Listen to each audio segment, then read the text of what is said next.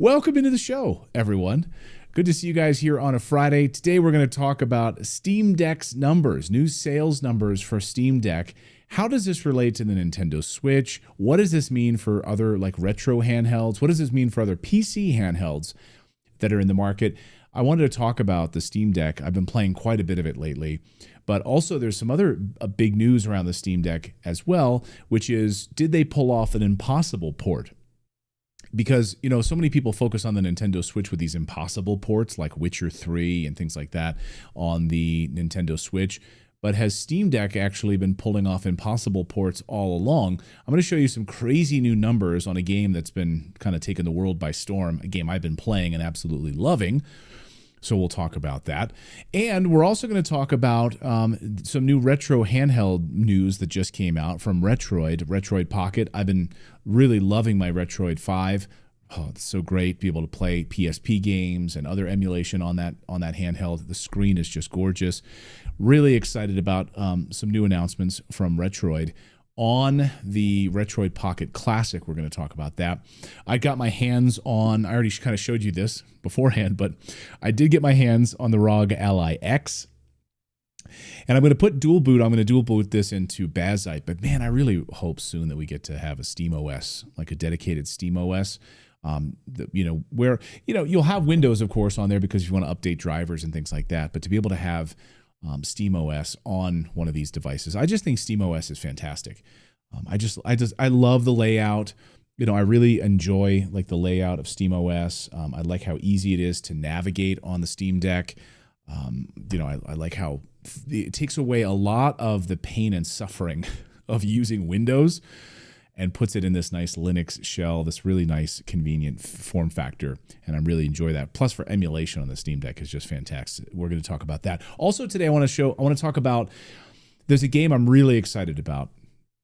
I haven't really been that excited about any games this year, to be honest with you. The ones that I'm really looking forward to.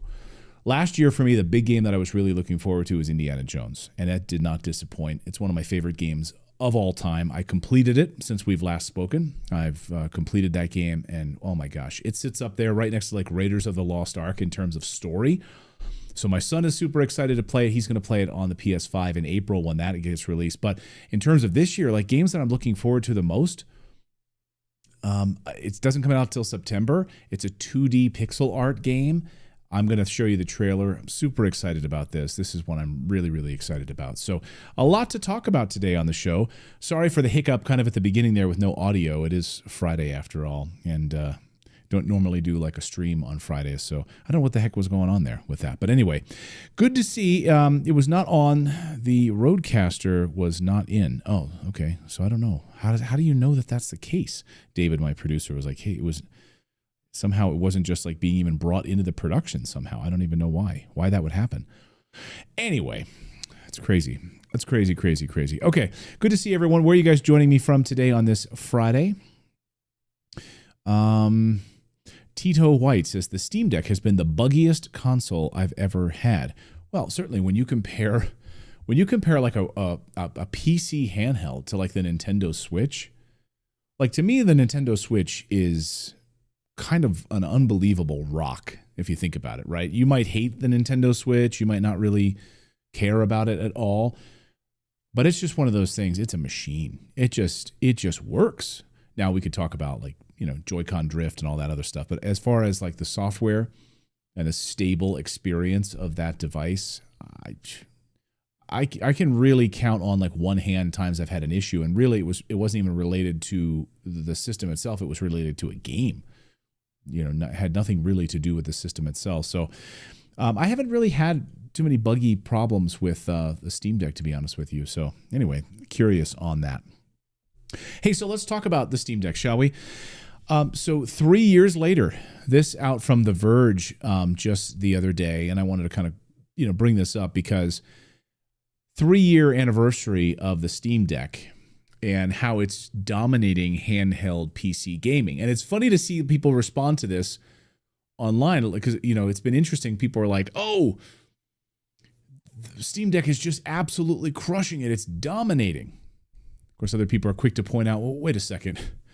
When you compare it to like sales numbers of like the Nintendo Switch, hold your horses just a little bit here. So I just want to kind of talk about this because it's interesting what Steam Deck's plan has been here, which is you can't buy a Steam Deck. You can't go to a Best Buy and buy a Steam Deck. However, you can go to a Best Buy and pick up a ROG Ally.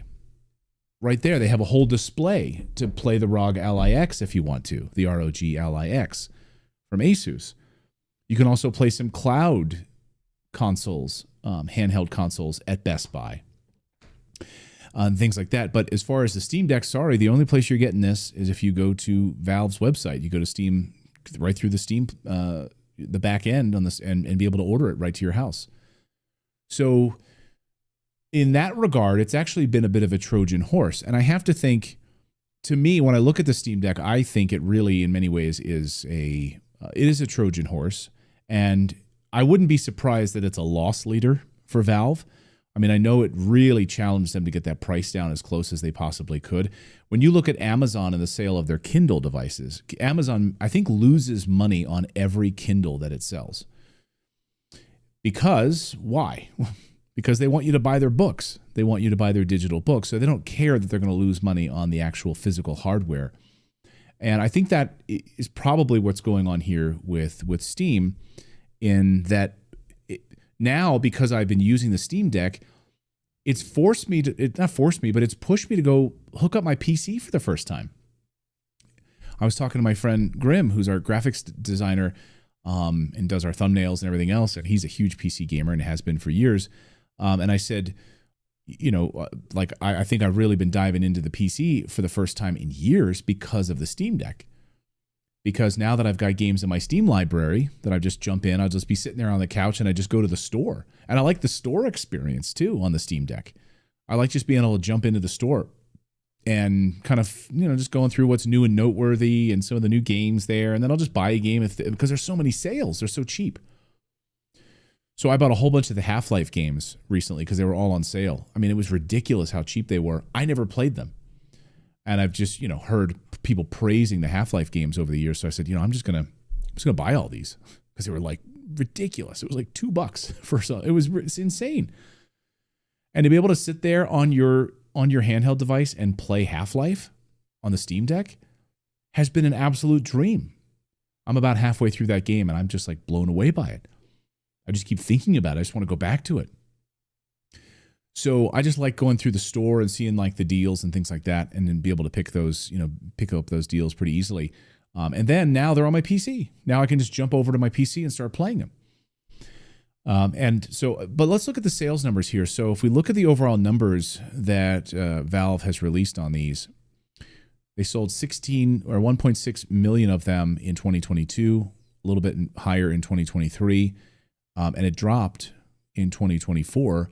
And the 2025 estimate now is 1.9, so dropping a little bit back from their 2003 high, which is kind of interesting. I wonder why that is exactly. And maybe it's just more saturation with the PC handheld market with the ROG Ally and the Lenovo Legion Go, the MSI Claw. But basically, the Steam Deck numbers combined, the Steam Deck numbers crush all of the other competitors combined in these numbers, but they're still not that high. About 6 million total sales for the Steam Deck. So I know it's been funny to kind of watch the back and forth online over the past week with like Steam Deck enthusiasts versus other people that are kind of calling it out, saying, really? You're getting excited about that? 6 million?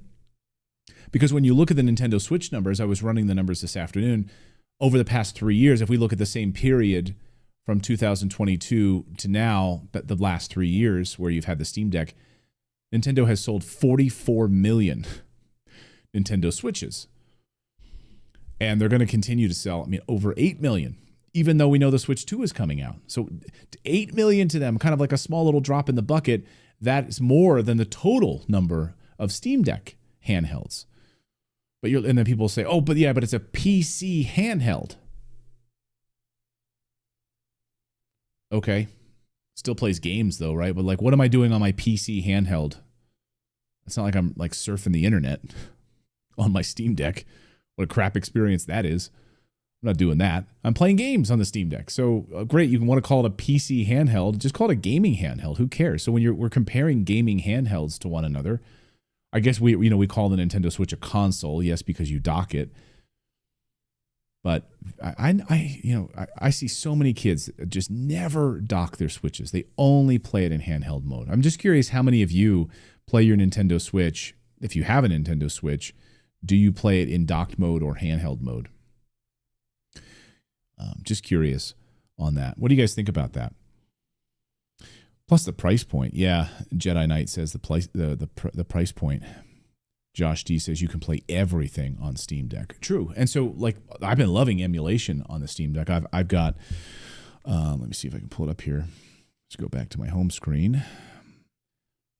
And so let's scroll through here. So like got Half-Life there. I got Suikoden 1 and 2 the other day. I was going to go over to it's hard to do it backwards, guys. Yeah, if I want to launch emulation station, so I've got got tons of games in here with emulation station built in, and so play it, everything all the way, PS2, PS1, PSP games, things like that, all in here. But then also being able to stream games as well. So it can do everything, right? It's a utility knife. And I wonder if it's because it's a utility knife, is that why it doesn't sell as well?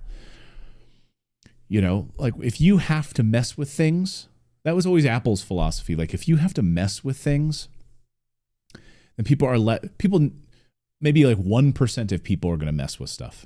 They're going to go into settings and they're going to tweak frame rates and all of that kind of stuff. You just want things to work. Like my mom buys an iPhone. She doesn't even know that it has like Siri on it or something. She doesn't even know any of that stuff. It's kind of crazy. So when you look at these like Steam Deck numbers,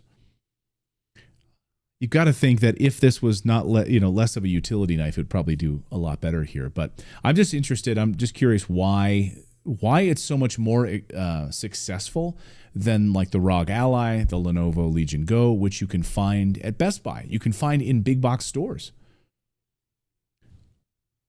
Way more successful, and they don't have a place you can buy it other than Valve's website, which is pretty remarkable. There's another story I wanted to talk about, and it has to do with the Steam Deck, and that is about Monster Hunter Wilds. And I thought this was really interesting because I've been playing Monster Hunter Wilds, but I've been playing it right here. And I've been playing it on the PS5 Pro, and I've been absolutely loving it, having a blast with the game. In fact, I was just playing it right because today's my day off. So I was just playing it right before the stream, and as soon as the stream is over, I'm going to go back to playing Monster Hunter Wilds. And got it on the PS5 to play on the PS5 Pro. I think it looks the best there. PC, it's been having all kinds of issues, of course, and the low reviews or the Steam Deck complaints in forums and so forth, or as a result of it being on not so performative, of course, on PC. But what I find interesting is that right now it's number 5 on Steam Deck. That this game is not even Steam Deck optimized, but it doesn't matter at all. And I thought this was really interesting. It's the 5th most played game on Steam Deck this week. But most people who've covered it, most like the gaming press, the gaming press losers, like the gaming journalists who are pretty terrible, they're saying don't even bother. Don't buy it on Steam Deck. It's terrible. Don't buy it. So they're telling us all don't buy it at all, that the game is still marked as unknown. Like how does it play on Steam Deck? And yet it's number 5. Because it's just not playing very well on the Steam Deck, but most people don't seem to give a rat's ass about it. None of that matters, as he points out in this article. None of it matters. The media's evaluation of the game's performance doesn't matter. My opinion doesn't matter. The compatibility rating that Valve slaps onto a game doesn't matter. If a game launches and runs, and if that game is popular enough, Steam Deck owners are bound to play it on their Steam Deck. And that is honestly the way that I found this to be. I found this to be the case. There's been a bunch of games that are listed as unknown or not compatible, like Yakuza, Pirate in Hawaii. Also, Indiana Jones and the Great Circle. Indiana Jones and the Great Circle, I put hours into it, playing it on the Steam Deck in bed. And then with cloud saves, I just would jump back on and play it on my PC, and it was great. Didn't have any kind of problems at all. It was amazing. But I love this point that did so. Is this really like an impossible port? And, you know, we always talk about these sort of these impossible ports on the Nintendo Switch. And like, think about like Monster Hunter, like Witcher 3. Or even like Monster Hunter Rise. It runs beautifully on the Nintendo Switch. And that is really, it looks fantastic on the Nintendo Switch, and it plays great on the Nintendo Switch on an 8-year-old piece of hardware. So Nintendo has been repeatedly, and third-party developers have been repeatedly sort of pulling off these impossible ports. But my point is, maybe Steam Deck is doing it too, but they're just not classifying it that it's playable. It doesn't really matter, and no one cares, and they're going to play it anyway. Because most people don't care about frame rates, and if there's a little, there's frames dropping here and there, or it barely plays at like 30 FPS on the lowest graphics settings. Like, who cares? Do you think my daughter, who's 8 years old, cares? Because as he points out here, you know what? If that same base level, barely 30 FPS, low fidelity game was on the Nintendo Switch, people would praise it as a brilliant port. And they would even might classify it as an impossible port. So I think that's interesting, right? Because that means that a lot of these games that are classified as unknown or not Steam Deck compatible could play just fine on a Steam Deck. And they have been. Again, I come back to Indiana Jones and Pirate Yakuza. Sometimes it's a little hard to read text and things like that. And it was a little fuzzy for me with Indiana Jones, like just some of the text as you're looking at the map a little bit. But other than that, it was fine. It played great. The combat played great. The lighting in the caves was great. Going through the different tombs. So, and it was great to have that cloud save. You know, to me, that's really where it's at. To me, like being able to jump on your PC and play it. And then, I got to run. I got to take a bus this afternoon, or I'm going to catch a flight or something like that. And I have some Wi-Fi, and I can download my cloud save, and I can just be up and running, and I can play it for 3 hours on my flight. And then when I get back to Wi-Fi, my cloud save syncs. And then when I get back home a few days later from a vacation, I can play it on my PC, and everything just syncs and just works. I think that's pretty great. So, and I know we're kind of almost on the cusp of that happening. It's been a little buggy and not been as like fluid as we'd like, but I'm excited for the future of that for sure. What do you guys think? It says, Blur says, RTX bros are unsubbing. I know, again, and he makes a point in the article, and I think this really kind of points out why no one cares about like critics, right? I mean, like I go to see a movie because I want to go see a movie. I don't give a rat's behind what some critic in the New York Times thinks of a movie. My God, never. You know, not that I would ever read the New York Times anyway, but you know what I mean. And also like Forbes, like I'm going to read Forbes to get my information. So he's like saying, he's admitting that he told everyone that this game should not be played on the Steam Deck. And he said, I would not play this game. And I told everyone not to play this game. But just goes to show you, no one cares what someone at Forbes has to say. It's the 5th most played game on Steam Deck, and people are having a blast with it. So, the gaming press, the mainstream media, this is just another example that no one gives a rat's behind about these companies anymore. So all that to say, I'm really enjoying the Steam Deck. And I know Valve has no plans on making a Steam Deck 2 like anytime soon. We know that they are, but they've told us flat out it's not going to be for a long time. So just kind of get used to it for now. Enjoy playing those games that are marked as unknown on the Steam Deck and the compatibility with the Steam Deck. So anyway, I thought that was interesting. All right, more news. I want to talk about this Retroid Pocket Classic. So the new Retroid Pocket is the new Retroid Pocket Classic has been announced. Let's see if I can get this up here on the old screen for you guys. And I'm really excited to see what this looks like in person, because the Retroid Classic colors here, these are just like renderings. So these are not actual photos, which is, of course, to me, like always an issue. Like, just give me actual photos of these devices. Like, if you're going to actually, buy one of these devices, then you want to know exactly what it looks like. So you're going to see these 7 different colors from Retroid. So they tease this. And by the way, this was, if you saw that image a few days ago where they were showing the Retroid Pocket Flip, the new Flip 2, this was sat behind it, out of sort of blurry, out of in the back, and we didn't know exactly what it was. So this is exactly what it was. It was a sort of purple looking thing here. Let me turn off the furnace here. Sorry guys, the furnace just kicked on a second ago. Let me just click off of this so we can give you some of the details on the Retroid Pocket Classic. So I have this 6-button variant, which will also be included here. We don't know because it's kind of behind here, so we don't exactly know what this device will look like here. Here's their tease on their website. So this is from Retroid Pocket Official on their website. Let me see if I can move this over. But we have some screen details for you. An AMOLED screen, 3.92 inches, resolution 1240 by 1080 with a brightness of 500 nits. So you can see that 6-button layout here. What do you guys think about the 6-button layout? What do you guys think about that? Brucey says, I ordered the RX34XX. Can't wait for that. I love the Game Boy Advance. Yeah, I do too. I've been really enjoying, because again, I did a whole videos how I never had a chance to play the, I never had a Game Boy Advance, and I never got to play any Game Boy Advance games back in the day. So I've been going down a bit of a rabbit hole on Game Boy Advance stuff over the past year.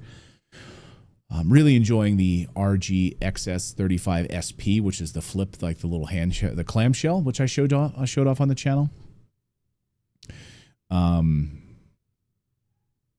Josh D says, I would rather hear people like you what you think of a game than woke journalists. Thank you for that. I agree with you. Darth Carl says, I'm late. What happened with the Steam Deck? Well, we got new Steam Deck sales numbers, which shows that it's absolutely crushing the ROG Ally, the Lenovo Legion Go, and MSI Claw, but also how it's able to run games that are not supposed to be running on it, like impossible ports, like Monster Hunter Wilds and Indiana Jones and The Great Circle and games like that. So it's interesting that they get these labels like unknown or not compatible with Steam and so forth. So, but you can rewatch the beginning of the show if you want to go back. I always make the whole stream available later. But right now we're talking about some Retroid. So an AMOLED screen, it'll have 1240 by 1080 resolution, 500 nits. And here's some of the back of this device. Let's take a look at the back of this device. What do you guys think here? And again, these are like rendering. I don't know that these colors will be the actual colors, because these are that lime looks weird. I think I would definitely, just seeing this, would go with this style for sure. But I don't know. I have to see what I want to see what their blue color is. The Analog Pocket has a really nice red, a limited edition red that I got my hands on. I also picked up the blue of the Analog Pocket as well. Let's see if they've updated anything else today. There's the Retroid Pocket. There's the 5, which I love. Let me see if they've got any. So this is the classic. We don't know pricing yet, and we're not exactly sure when this will ship. But we do, yeah, I don't know. What do you guys think of the screen size? If that thing gets Android, Brucey plays it. If that thing gets Android, I might have to play it. Kevin McAllister says, with an Analog Pocket and a Steam Deck, I really don't need one of these. but will that be enough to stop me? I know. I see these and I'm like, oh my gosh. You know what? To me, I love like the RG35XX SP, which is the clamshell flip, device. I love that for just Game Boy. I only put Game Boy Advance ROMs on there because I only want to play game. To me, it looks exactly like a Game Boy Advance. So I'm treating it as sort of that's it. It's a Game Boy Advance. That's all it is. And I'm not putting PS1 games or anything like that on it. I don't think we have a price on this yet. Someone was asking Jedi Knight, what's the price on this yet? I don't think we know what the price is yet. Yeah, but here is their official trailer for it. I don't think, there's no pricing on it yet. And with all these tariffs and all the craziness going on right now, what just happened?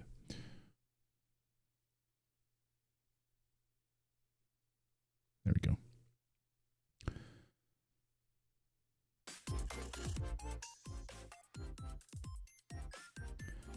So all I see so far are these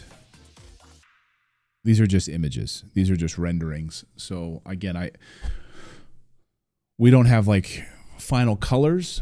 We won't know exactly what the final colors are on these, but to me, personally, because these look a little too, maybe the blue would be kind of fun. I'd have to see the blue up for it, So hopefully I can get my hands on one of these guys and I'll do like a full deep dive on one of these for the channel. But right now I'd be leaning definitely towards the sort of the classic Game Boy color scheme here. That's what I'd be leaning towards, but not really a lime green guy, even though I'm wearing a Zelda green shirt today. I'm not a yellow guy. Definitely the blue is like probably maybe the clear, but the clear plastic ends up being one of the most brittle plastics, the transparent plastics. So yeah, we'll have to make a decision on that. What do you guys think about those? Let me know in the chat. Brucey says, I want a transparent yellow Pikachu edition. Josh D says, yeah, maybe between $200 and $300, maybe. I got to get the chat up here on the screen. I can't believe I didn't do that beforehand. Let me see if I can do that on the fly like this.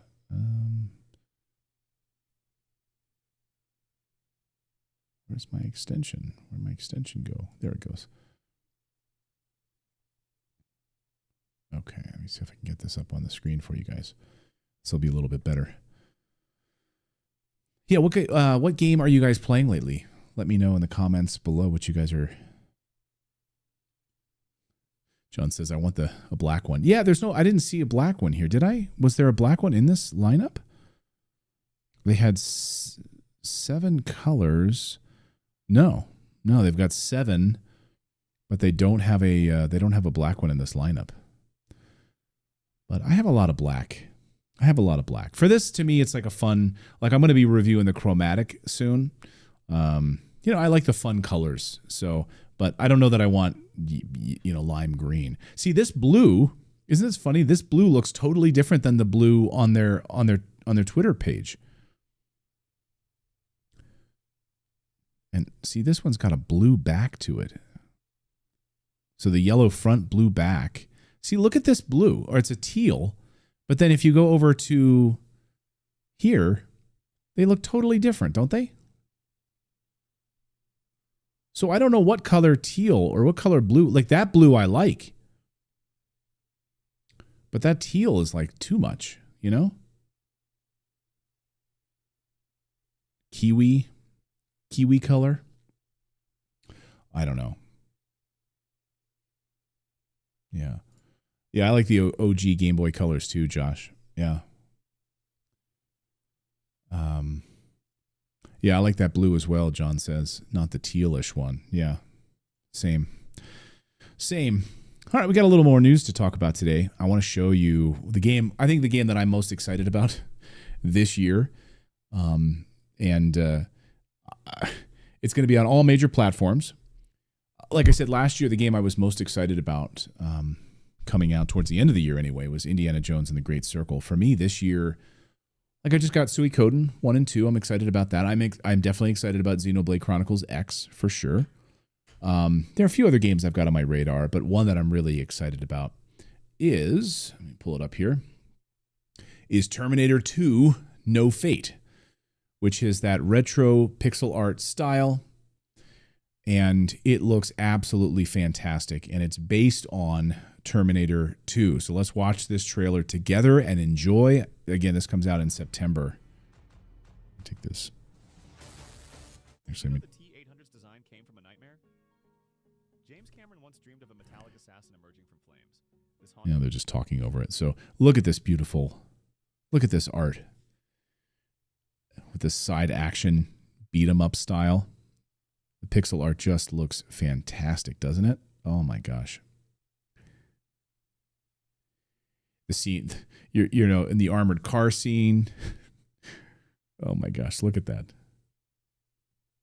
Look at that menu.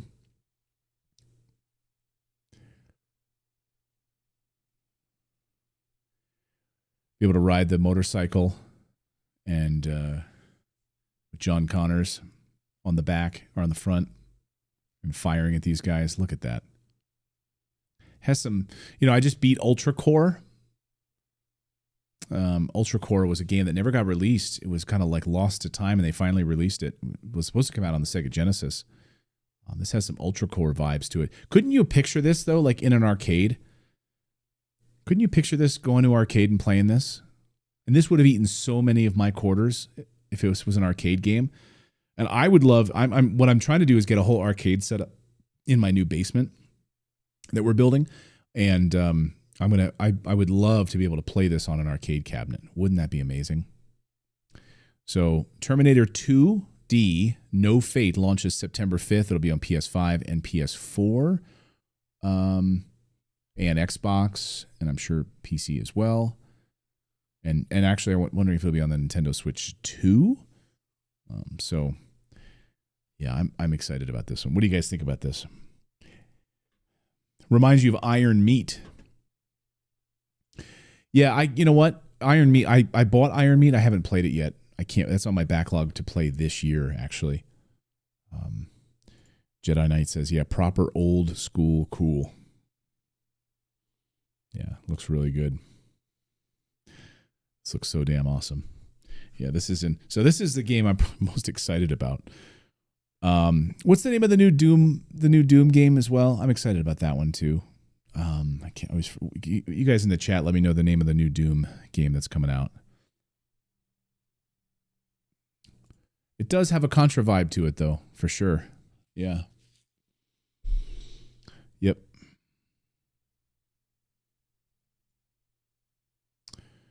Also playing Ghosts and Goblins on the Master System. Yeah, it's just a different feeling to play on those systems, right?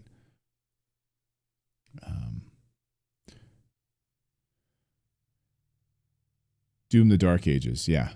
That's the new one, right? Is that that's the new one, Doom the Dark Ages?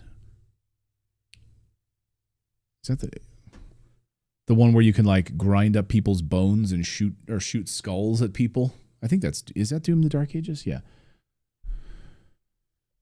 I regret to say, like, I used to play Doom on my PC back in the day. I loved it. I played so many, that whatever Doom game I could get my hand on my PC, whatever my PC could handle back in the day. Absolutely loved. But I fell out. I haven't played Doom in a long time. So, Doom the Dark Ages. Yeah. Is that the one? No. Doom the Dark Ages. Yeah, it's an upgrade. You're right. Yes, Doom the Dark Ages. You are correct. Yes, you are correct. Thank you. No, I haven't played any of the Trail of Cold Steel games yet. I played last summer and I haven't finished it yet, regrettably, but is Trails Through Daybreak, the new one. And I never played any of the Trails games. And so I had heard that this was an accessible way to jump in to this Trails series, and I found it to be the case. I really liked it. It is a very slow game, though, and it's lots of dialogue, lots of reading dialogue, lots of listening to dialogue.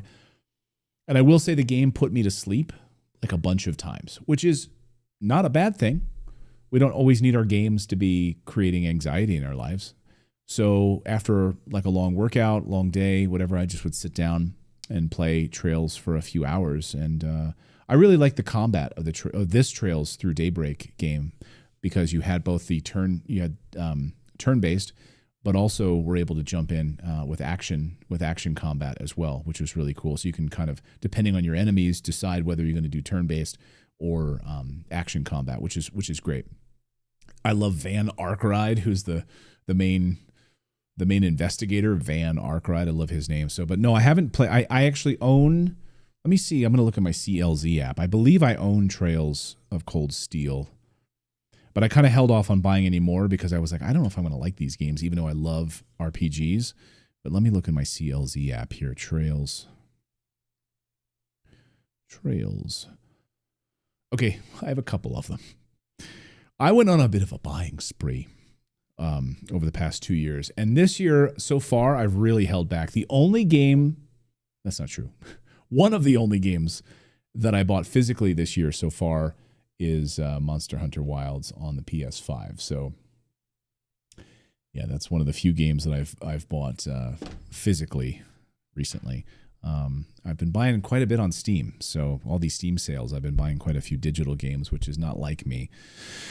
We'll see how that changes when I get my games room set up. So I've got Legend of Heroes Trails to Azure.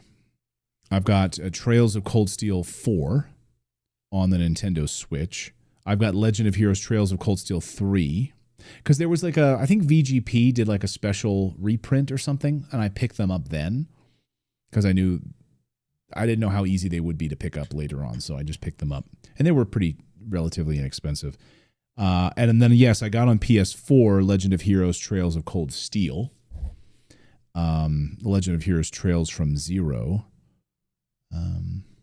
And Trails Through. Why is Trails Through Daybreak not listed here? Oh, it's because I don't have it physically. Yeah. Okay. So I don't have that physically. That's why.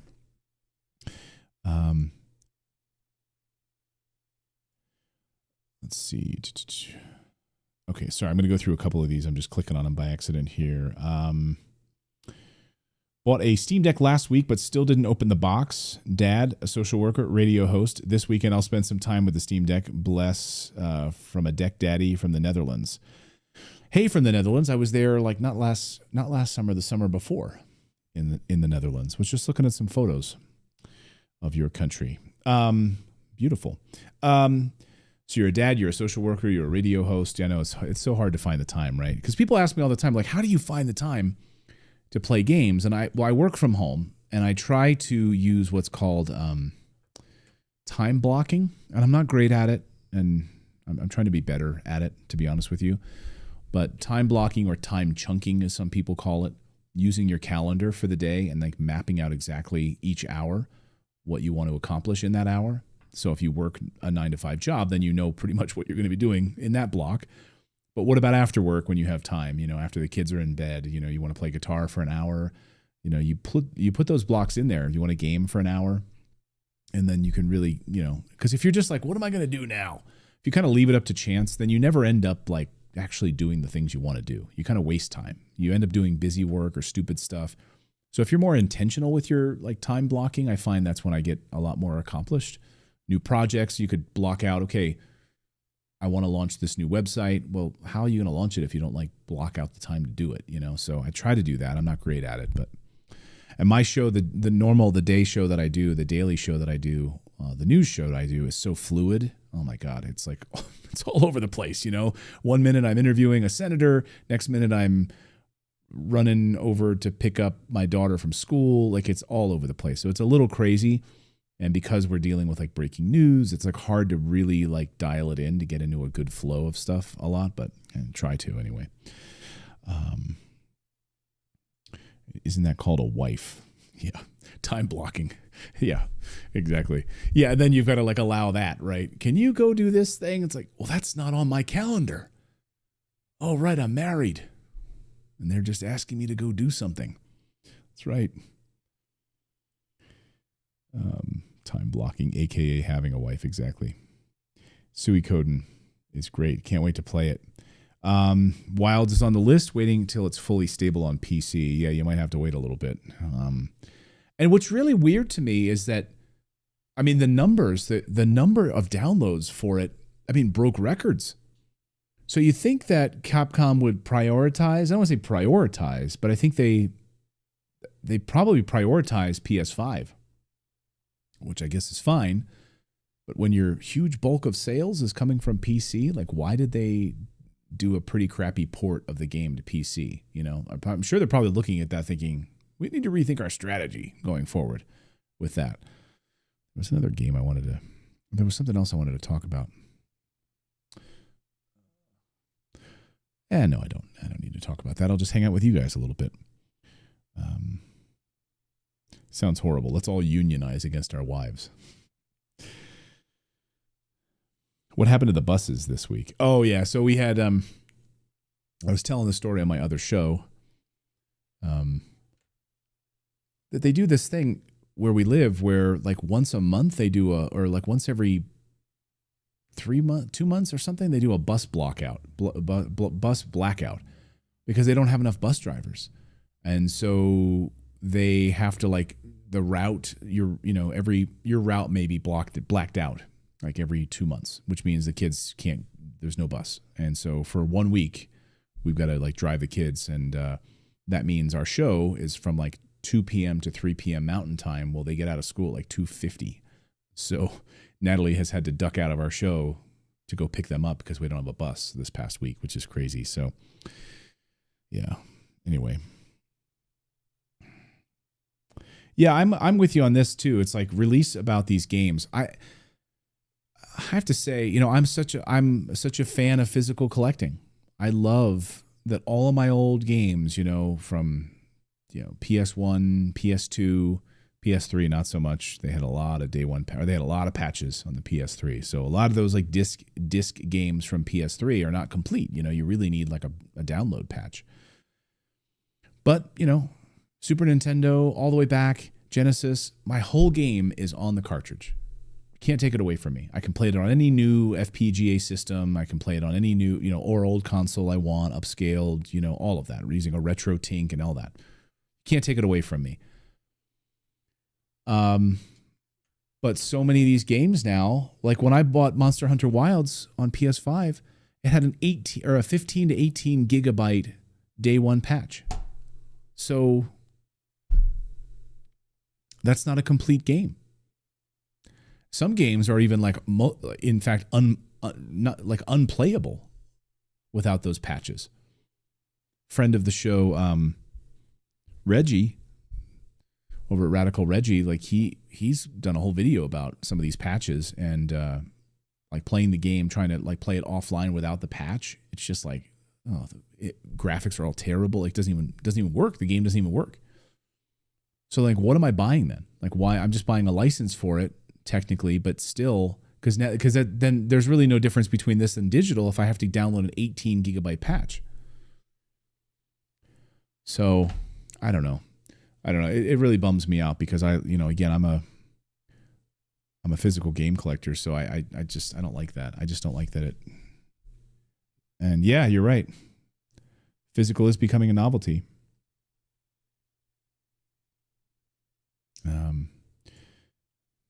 Yeah, and that's true. And a lot of these indie games, especially stuff you're getting they're really putting their heart and soul into some of these indie games like Animal Well or whatever, right? You're getting the full game, or they're releasing the physical later. And I actually hate to say this, like Animal Well, I downloaded it on the PS5 day one, and loved. Animal Well was phenomenal, absolutely phenomenal game. Sorry, itchy. You couldn't get a physical though for almost a year. My Animal Well physical edition finally showed up like a month ago. So to me, that's the way to do it now. Unfortunately, is just wait for the physical till it's a complete on game. I'm actually curious. Do any of you guys know? Like, I never bought Elden Ring.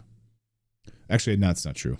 I have a digital copy on my PS5, but I've been waiting to play it. And now that they've got the Elden Ring Erd Tree edition, the like definitive edition that's out on PS5, do you guys know?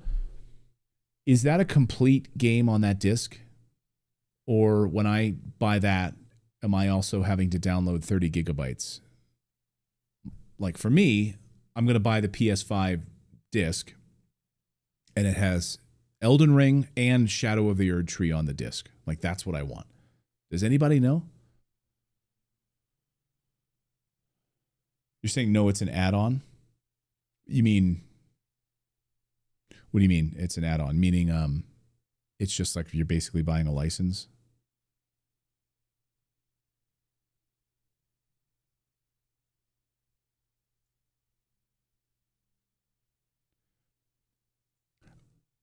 Oh, it's just the DLC?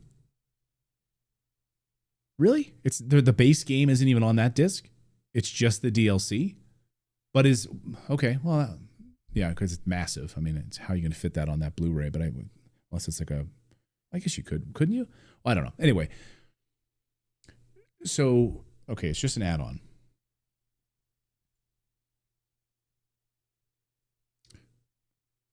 When you say, well, Shadow of the Erdtree is a DLC, no version of it exists on disc right now. So the disc version, the PS5 disc version, I've seen it. I've been ready to buy it actually because I would some point like to play Elden Ring more than the hour that I did when I first got into it. Let me see here. The Shadow of the Erdtree edition.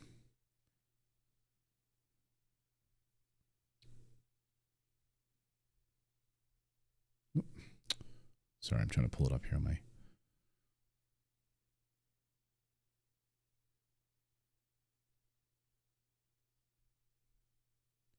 Yeah.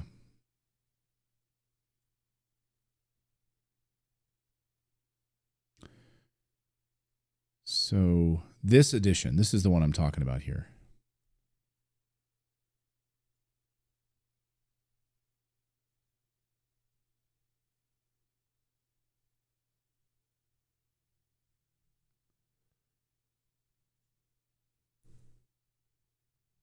I don't know. This edition here. Anyway, do you guys know it's just the DLC? I'm just trying to look because it takes place beyond Elden Ring. So then to play, okay, so you got to buy the base game first. I guess my question is, are there any downloads? Oh, really? So that... Oh, it's a code. Oh, I see here. Voucher code included. Oh, I see. So there is... Okay, I see what you're saying. Now I get it. Okay. So yes, the base game is there. And then it comes with a code. Got it. Okay. Got it. But,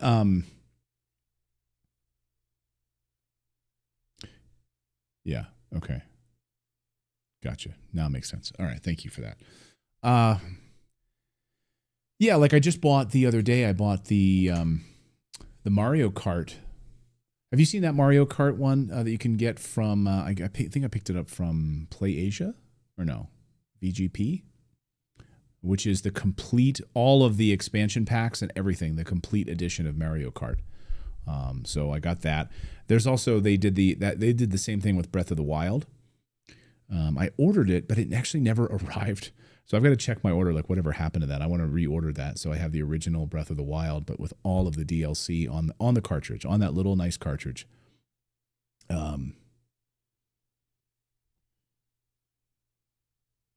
Yeah.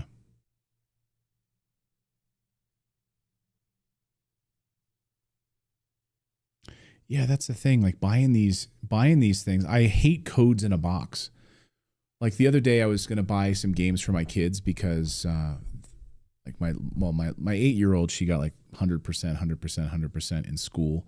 And I was going to buy her the new Just Dance because she loves dancing. She's in dance class. She loves dancing. Her and her older sister, 12-year-old, they love dancing together. And they love those Just Dance games from back in the day. So I was at Walmart and I was like looking at it. And I'm like, I cannot do it. I cannot just buy a code in the box. I can't do it. Even though it's nice to have the box. Sorry, I can't with that light big white label at the top that says code in the box. No.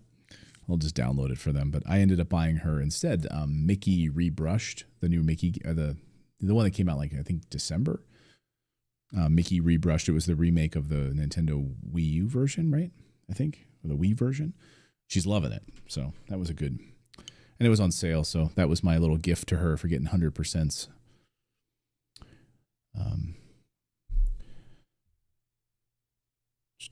What do you think about games that are just stubs that do not contain the game and trigger a download? I don't like it. Again, but this is why I've been buying a lot of games on PC lately because and again, I've been really, but I'm torn about it because when I buy Steam games, I know I'm buying a license through Steam. So I don't actually own the game unless I go to like GOG.com, right? Goodoldgames.com, and I buy the game from GOG with DRM free. I download it. I can put it on a hard drive. I have the executables. They're all mine now. No one can take them away from me. So, like, what do we actually own? I mean, you've seen like what Amazon has done with Kindle books. Like, they've just like removed books from your library that you've paid for.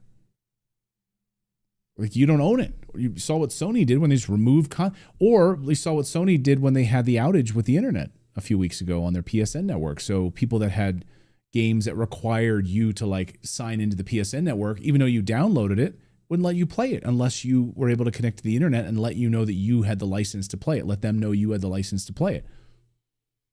I didn't have a problem because I was playing a disc game and I was fine.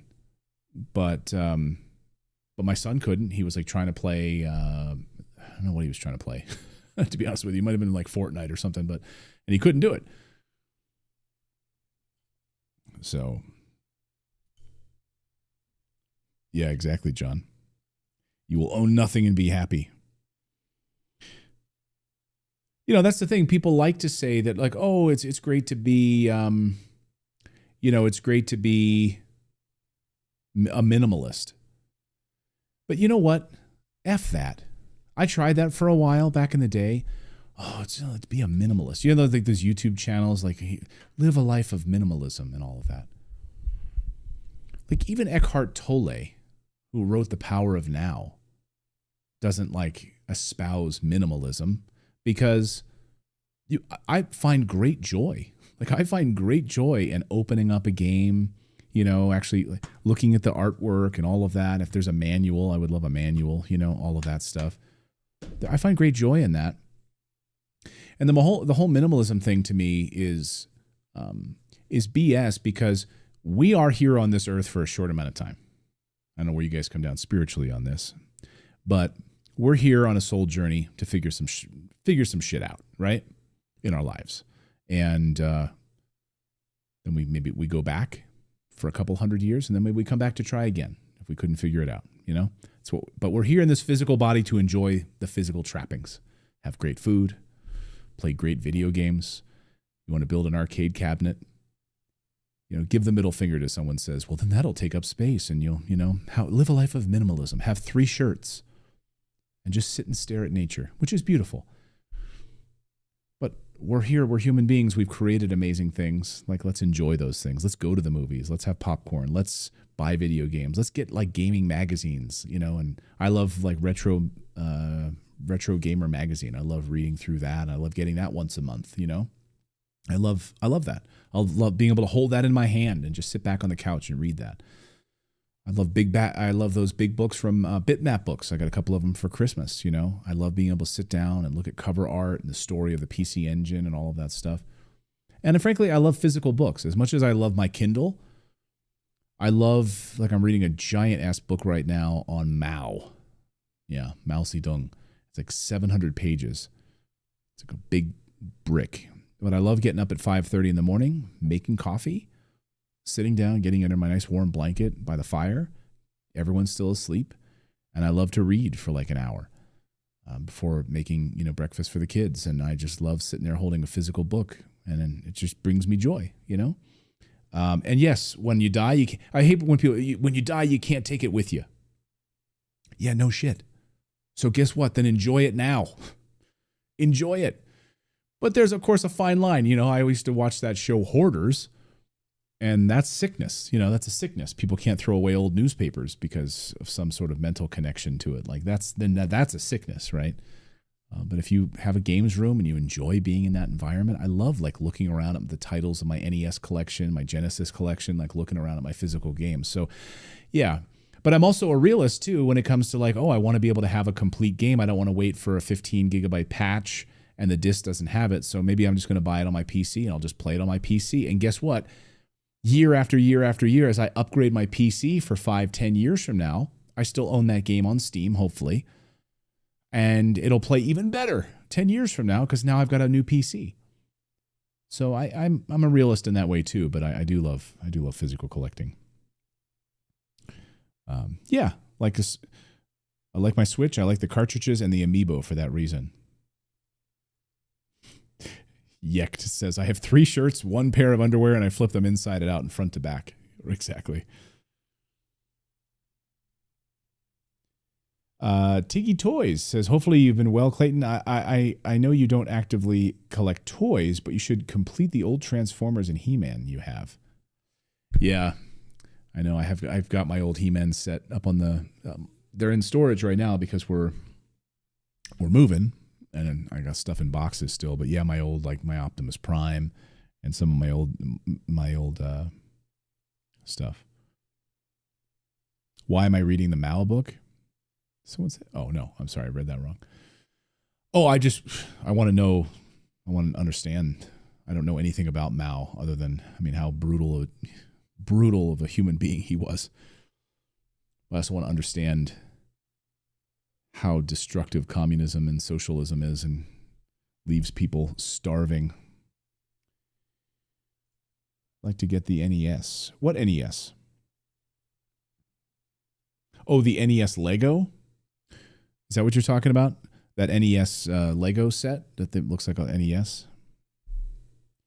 Yeah, no. So Jedi, I am a fan of Evercade. So here's what happened. I started collecting Evercade before our move. We moved internationally from Portugal back to the United States.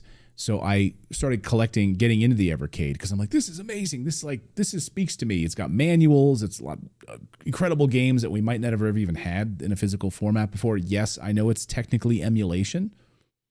It's not even FPGA, but it's emulation. It doesn't matter. I get it. But some of these games are impossible to find anywhere else. They don't exist like on a cartridge. The fact that I can put that in one of those Evercade super cartridge. What is it called? The Super Pocket? By the way, this is one company I cannot get a hold of. I've reached out to them multiple times. I want to interview them. I actually want to interview the Evercade team here on the show. I really, one of the things I really wanted was the Evercade Alpha. But I'll wait till we move into our new place for that. But Legacy of Kain, to get these in physical cartridge forms on the Evercade is just bonkers. I already pre-ordered the new one, the new Evercade Tomb Raider collection. But yeah, they've got a really fun handheld here, the Evercade EXPR, and then I've got the Evercade system. So I have the actual system, but I haven't actually even plugged it in yet because we moved. So I have it in storage right now. It just kind of bums me out. I would love, and what's cool about the Evercade Alpha, it's a desktop arcade or a barcade. So I want to buy the Mega Man version. And what's great about them is they actually hold the cartridges too. So I know it's got Mega Man on it, and it's got a bunch of games. See, it has all these games here as well. I think it has comes with 8 games on the cartridge. You can just pop that cartridge out, and you can play all of your Evercade games right on the arcade cabinet. And what's cool about these systems is they're really inexpensive. Not the Evercade Alpha, but the actual cartridges. And they release cartridges on a regular basis, like the IREM collection. And they're relatively cheap compared to you're not paying $70 for these things. You're paying, I think these are is it $24.99 or stuff like that to get these games. And then to have them, let me look here on, let's just look on Amazon. This is the UK version here. But even just to get the machine itself, this is pounds in UK, but 63 pounds. Which is about $70. And look at that, $16 for one of these Evercade collections. So yeah, they've got a lot of great stuff in here. And then they've got some crap. There's some games I'm not going to play, but then there's some fantastic hidden gems in here on the Evercade. So do you have to blow in the cartridge to get it work? Yeah. Then it would be really authentic. I'm just curious on current fat slim owners of the PS5. Are you planning to upgrade to the Pro? I said I wasn't, but I purchased the drive for the system. I'm waiting to find a Pro now. So yes, I did. So right before the end of the year, I said, you know what? Because I was looking at our taxes, and I was like, okay, you know what? This will be I'll consider this a business expense, because for my channel, I can talk about it. But yeah, because first of all, I saw some of the killer upgrades for like Stellar Blade and Black Myth Wukong, Ghost of Tsushima. I knew Monster Hunter Wilds was coming out. So I was like, you know what? I'm just going to do it. I'm just going to do the damn thing. So yeah, I bought the system, and then I couldn't find a drive anywhere. And the thing is, Walmart had them months beforehand, but then as Christmas approached, they were out of stock. They were gone. Amazon, you couldn't get them. eBay, of course, you want to pay like $300 for one or something ridiculous. And I was like, I can't play my Pro because I'm not going to just play digital games. I want to play it off on the disc. So in Stellar Blade, I purchased the physical version of it, so I couldn't play it. So I just called up my local GameStop, which I was like, there's no way they're going to have the PS5, or the drive, the disc drive. She's like, yeah, we have one. I said, hold it for me. I'll be right there. And 10 minutes later, I was there buying it. And so, yeah, then I slapped it all together and did the upgrade and the whole thing. So, and yeah, then I'm going to sell the other one. So I haven't done it yet though. Wow. Josh D says, I still have my original PS4. Day one PS4. Yeah, the Evercade is awesome. I'm telling you. And it's affordable. That's what's really cool. And I think what's cool about the company is that they care, and they're really interested in bringing a lot of these old games. Like the Duke Nukem collection. That's one, they and because I kind of held back on buying stuff from them because I was moving. But what's great is they're all numbered too. And I'm a comic book collector, so like the fact that each cartridge, and I don't know if they've had like 50 cartridges now that are out, but they're all numbered. So, as a collector, that just speaks right to my heart, right to my heart. Oh, I'm missing number 7, so,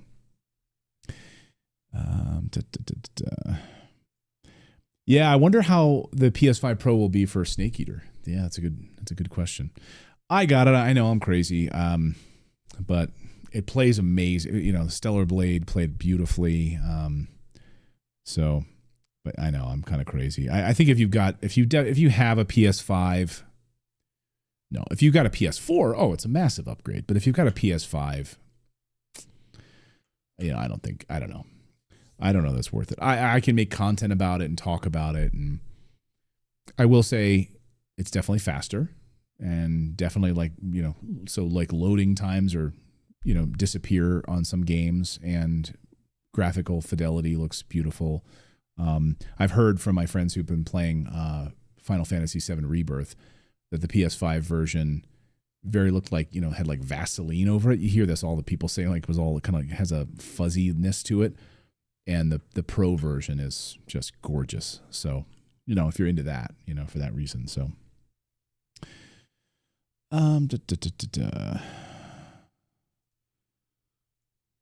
Generic user says, I saw you on Joe Rogan's show on the Ian Carroll episode.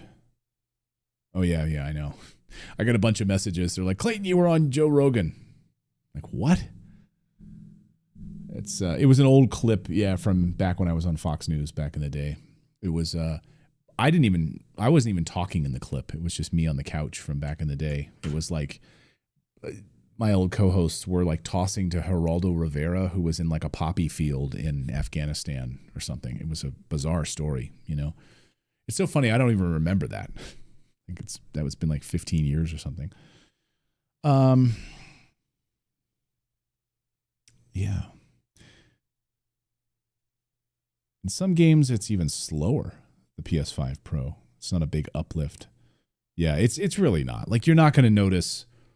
My son was like, ooh, Daddy, you got the PS5 Pro. Because we have an older PS5 the like first edition or whatever, one that that was like our main one, you know. And he's like, "Can I switch with you?" I'm like, "No." And I don't even think for like if he's playing live service games or anything. He just beat Uncharted 1 the other day. He's like, "Oh my God." Now he's playing it on piano. He's in love with it. He's absolutely in love with it. And he's like halfway through Uncharted 2. So he does not need a PS5 Pro for sure.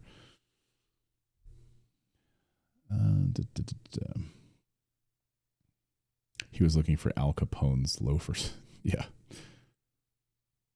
That's what we said. We should send Geraldo Rivera to Fort Knox to see if there's any gold there. He'll open the gold vault and there'll be nothing there.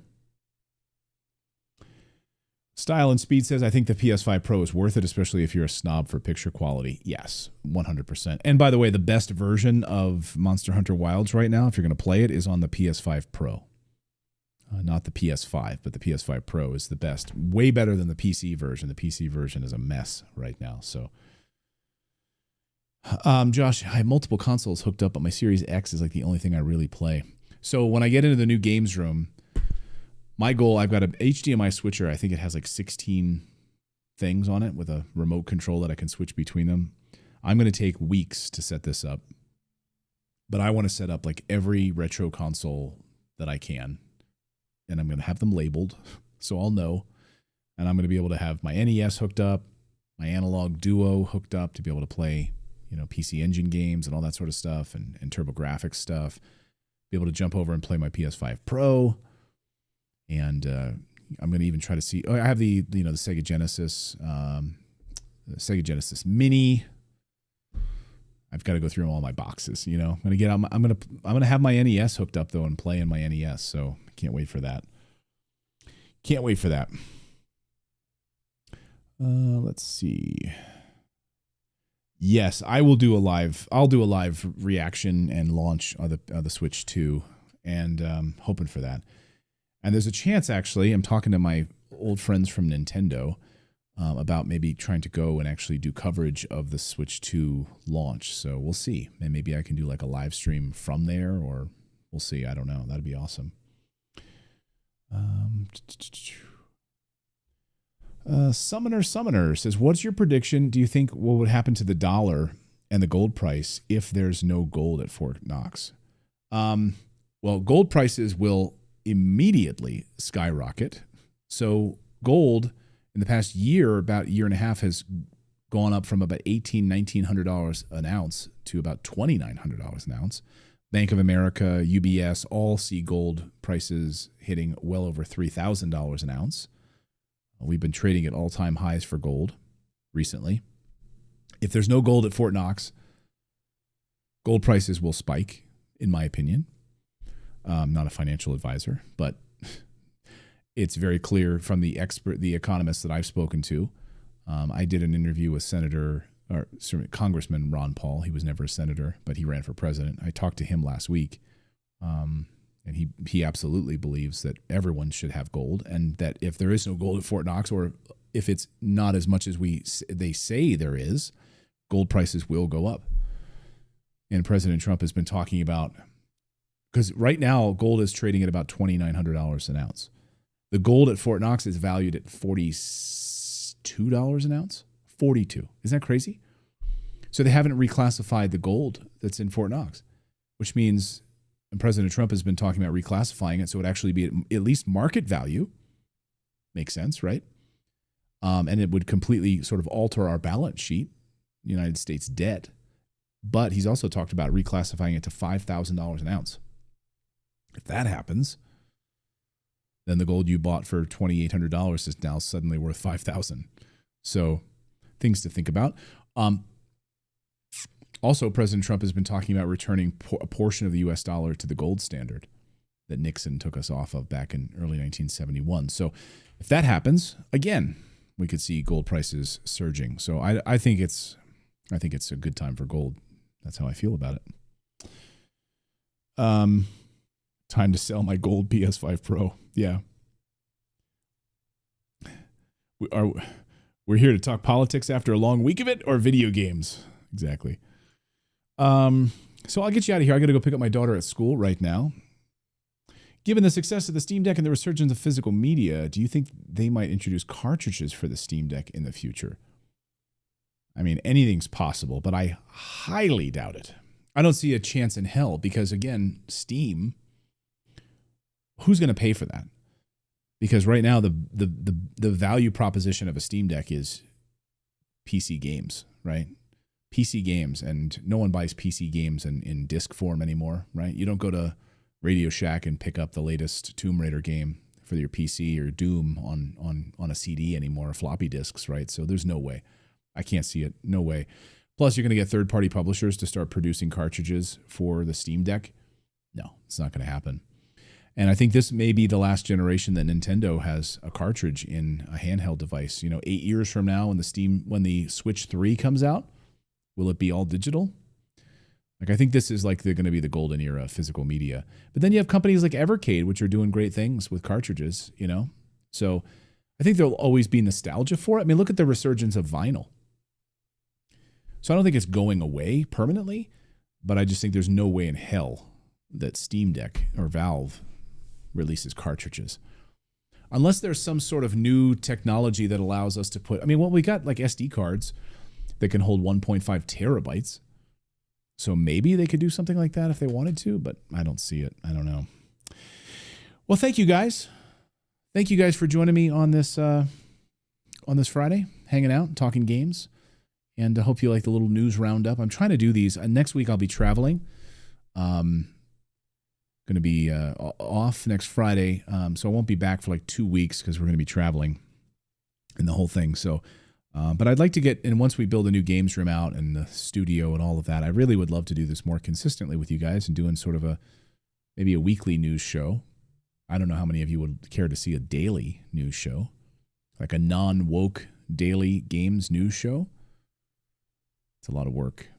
I know I'm be digging my own grave if I do that, but I don't know. What do you guys think about it? Let me know in the comments below.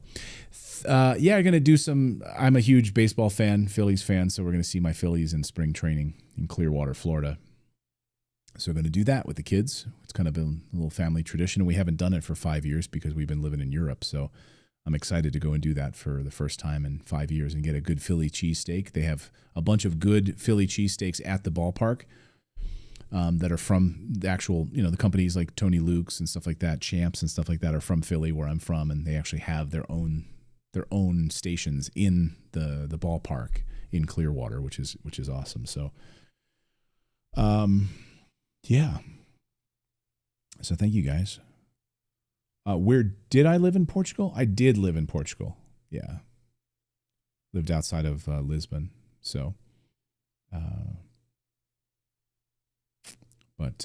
now live back in the good old USA. We were only going to be there for a few years. We just wanted to give our kids the experience, and now as my son was starting freshman year in high school, we wanted to come back and give him. You just don't get the opportunities. I mean, forgive me for saying this to my European friends, but as far as he's not going to go. He wasn't going to live in Portugal after graduating and work in Lisbon. That's just not something. They're going to go to the Netherlands. They're going to go to Amsterdam. They're going to go to New York City. They're going to go to London. They're not going to stay in Portugal. So we'd be living there by ourselves and be like, okay, our kids are gone. So we just started thinking about, well, where would we want to give them a great experience? And all of that, so yeah, it's crazy. It's crazy. Anyway, much love to you guys. Have a great weekend. I'm going to go pick up my daughter and then play some Monster Hunter Wilds. Have a great weekend.